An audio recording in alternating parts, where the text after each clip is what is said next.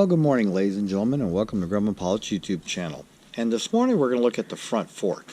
Now, we're not going to be talking about the fork in detail because we've done a lot of that over the years. I mean, you have your bearings and the well, and you have your tow bar pegs go here, and your axle go through here. And this is a cast one. There are the ones that are welded and have the little...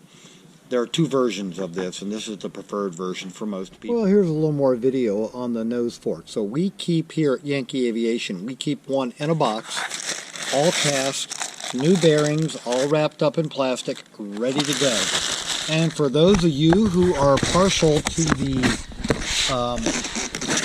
other welded style, we keep one of those in a box as well, all ready to go. So these are the two style forks that you can have. This one, the welded one, or the one we have in this box behind door number 2, the cast one.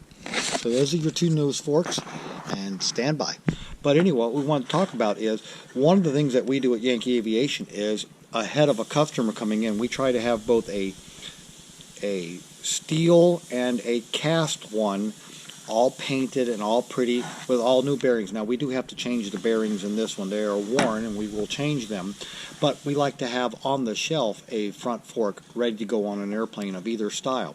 We also have basically white split nose bowls that have already had all the hardware. They've already been split. They're ready to go on an airplane. So a guy comes in with a white airplane, wants a split nose bowl. It's an easy swap out. We save all the labor. We do that in our downtime during winter.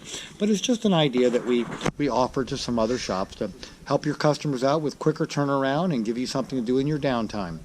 So we hope you found all this useful and informative. Thanks for watching, and have a good day flying your Grumman.